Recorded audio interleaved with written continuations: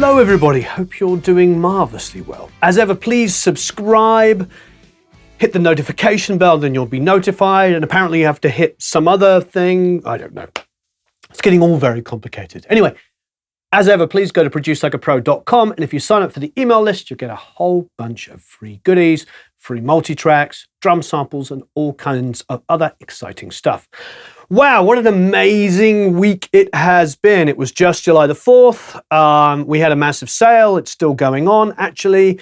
And I'm sure there'll be details all below there on different things you can get, such as, of course, you can join the Academy at a reduced price. And there's tons of multi-tracks and all other fun things. But what can I say? I was at NAMM. I was at NAMM for Thursday, Friday, Saturday of last week. I filmed a whole bunch of stuff on Sunday. I flew back on Monday. I also taught a 3-day masterclass at Blackbird Studios. It was amazing. We had a whole bunch of Academy members come out. It was incredible. We had Richard Dodd speak. We had Reed Shippen speak. And of course, we had the wonderful John McBride. We talked about tuning drums, recording drums in 2 different rooms, in the huge room at Studio D and in the side room with a Ringo kit, with a big Vistalite kit. We did pedal steel. We had bass with Victor Krause.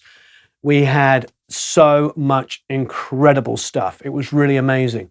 But despite all of this amazing things and a wonderful time in Nashville, on the last day I was there, on Sunday, I got notified that we had been nominated for a Tech Award.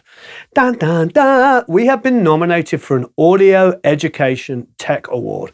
That is absolutely amazing. Thank you ever so much, because it is guys and girls like you that watch this incredible community of supportive, positive people here that help each other out. That is how we have been nominated for a Tech Award. It's all because of you. So there's lots of people that get submitted for nominations. So just to get to this stage now and now actually be officially nominated is huge.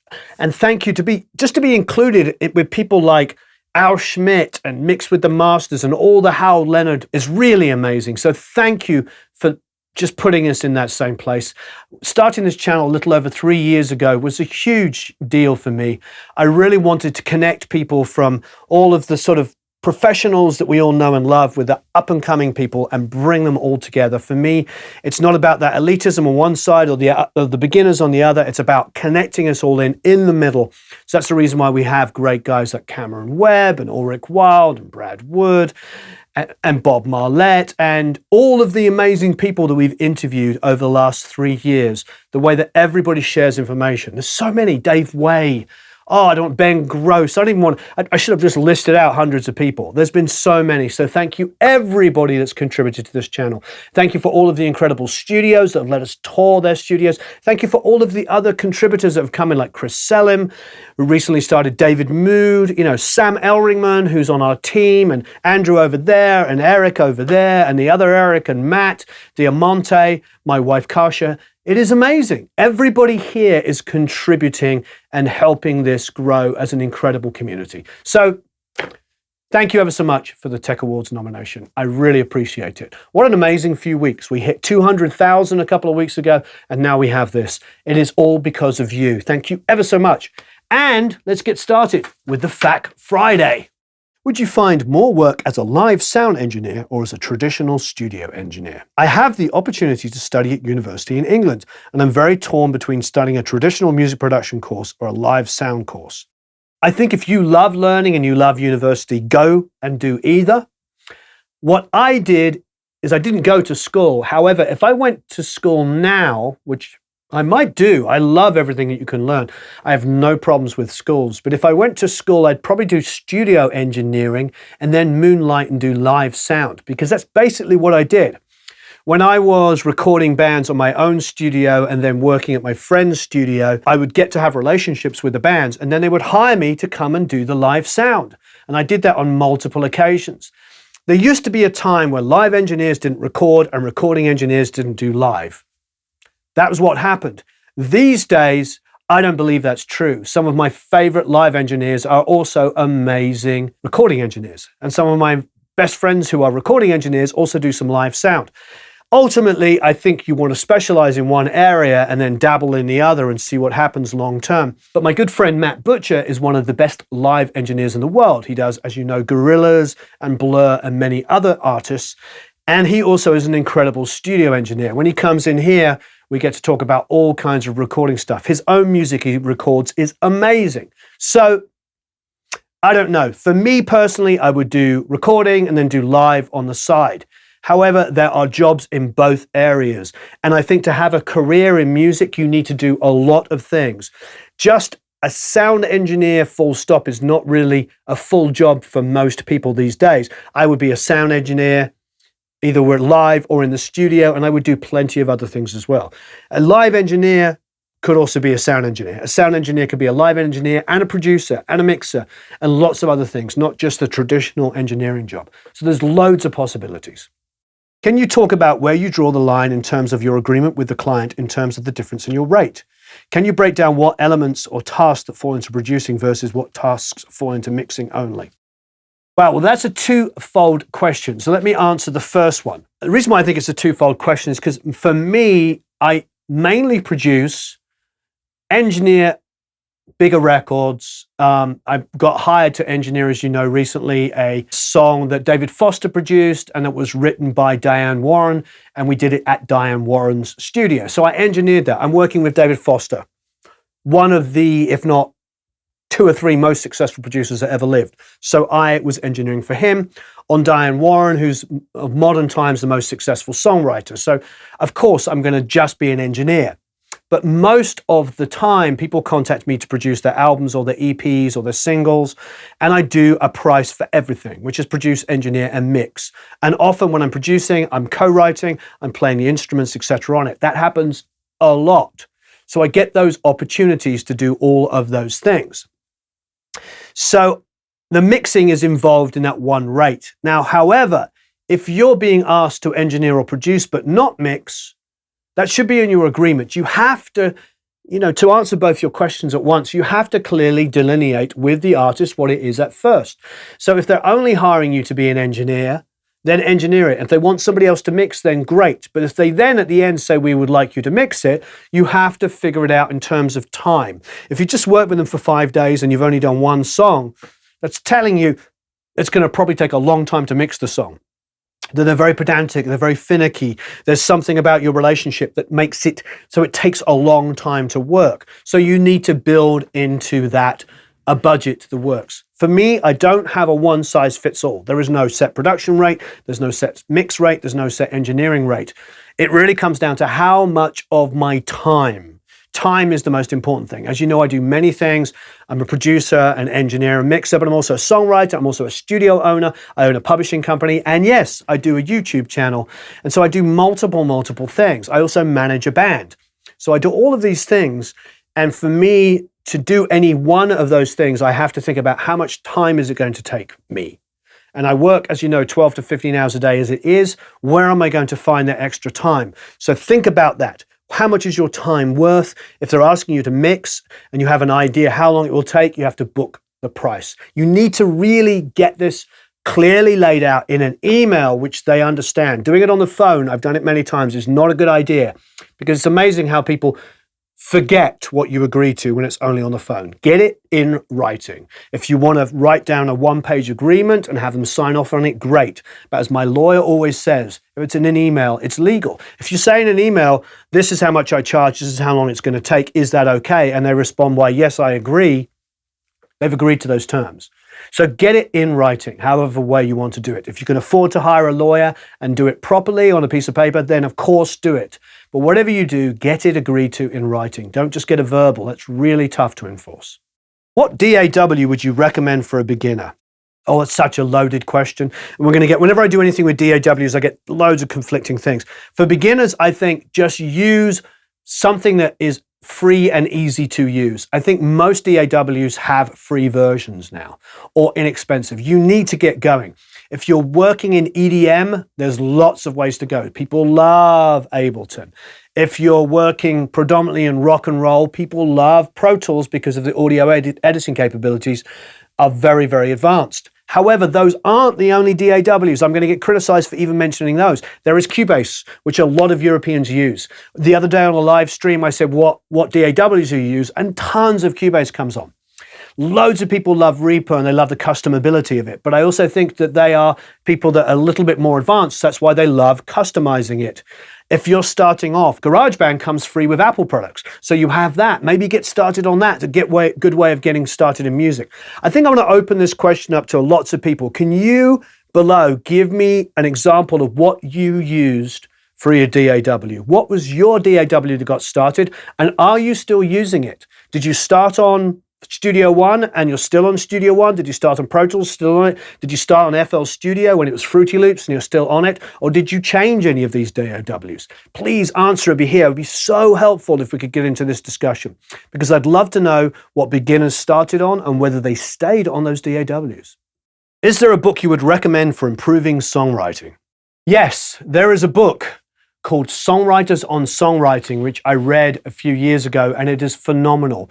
In that, there are all of these different I think there's 52 songwriters or something like that, and each of them gives their example of how they get inspired and how they write. I highly recommend it. It's by Paul Zollo, I think you pronounce his name, and there will be a link below. Songwriters on Songwriting.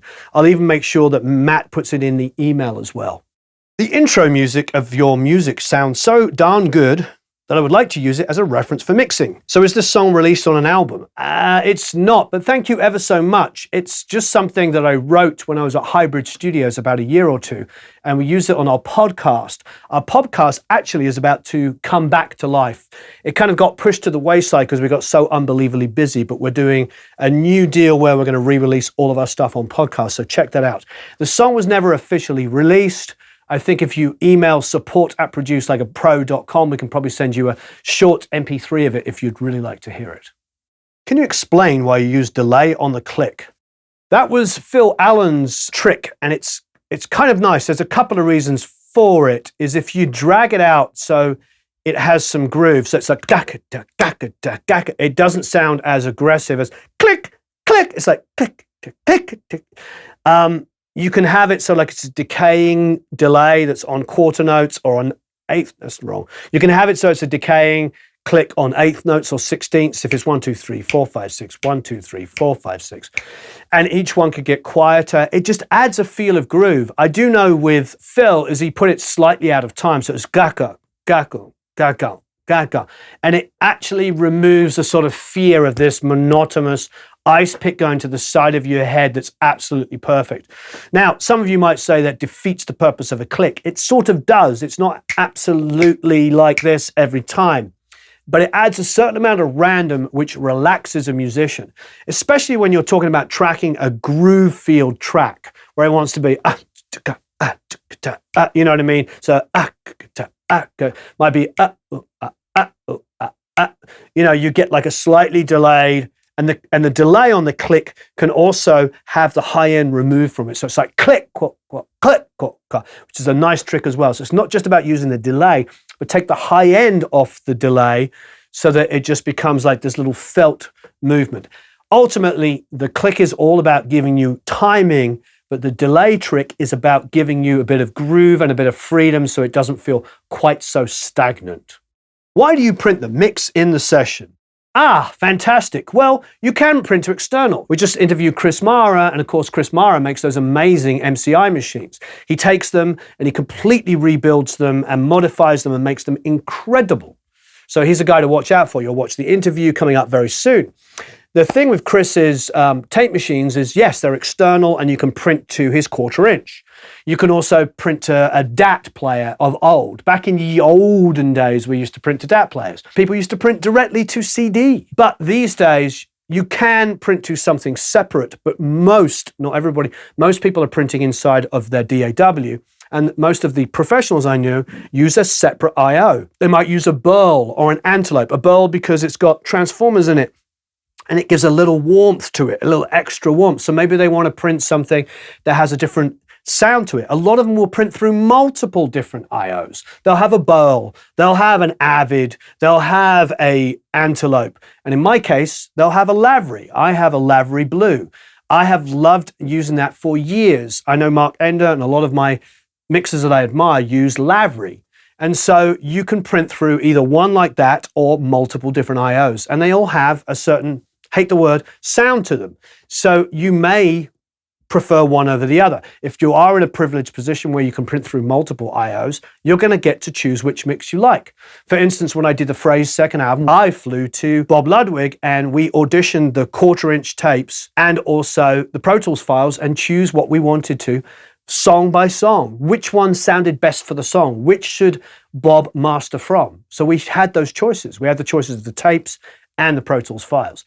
So it's that kind of thinking. When you're printing back into DAW, you can go through multiple different IOs, or you can just print using your own IO, or you can bounce to disk, whatever you want to do. But that's the reason why I print into my DAW. Do you notice much of a difference between your actual SSL console and an SSL channel strip plugin? Yes, but just for obvious reasons. I mean, I'm going through not only channel strips, but I'm also going through the master bus. So I've got a master bus G compressor there. I've also got external EQs that I print on my master bus made by Pulse Techniques. So I've got Steve Jackson's EQs there. I've also on each channel got an insert of another EQ going along with my SSL. So I've never really directly compared them exactly. I do think that many companies make them and they're absolutely wonderful.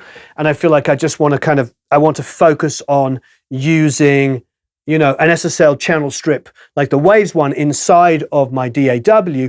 I use it and I will EQ and compress inside of there, but I'm not directly comparing it to the SSL. I'm using it in a different way. When I use my SSL console, if I'm mixing hybrid through that, I'm using many, many more things and I'm hitting it in a different way and I'm using inserts and I'm also going through external EQs. Like I said, there's so many other variants that I don't think about direct comparisons. And I don't believe that that's the best way of working. I think it's more about why would I pull up an external SSL bus compressor? Because I want to maybe do something on a bus before hitting like a group before hitting the console. So that's the reason why I think that way, but I never do direct comparisons.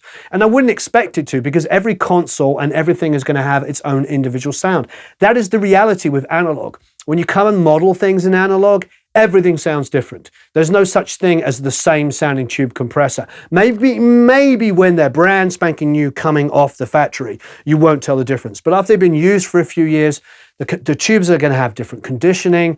Not that an SSL's a tube, but it's the same thing. It's analog. It wears down. Not every channel sounds the same. They all sound a little different. So it's hard to objectively compare things. I think it's more about like an SSL, say the Waves SSL, sounds really good. Does it sound exactly the same as mine? No. But does it matter? No, because my SSL doesn't exactly sound the same as somebody else's. So thank you everybody for watching. I really appreciate it. I'm so excited about the Tech Award. That is incredible. I feel so blessed. So thank you everybody that got involved in nominating us and for voting for us at that stage. I'm really, really excited. It means so much. Thank you everybody in the Academy. You are incredible. That was such a wonderful Nashville masterclass. I had a wonderful time. Thank you for everybody that bumped into me at Summer NAMM and took photographs and spoke to me. I really appreciate it. It was an amazing few days.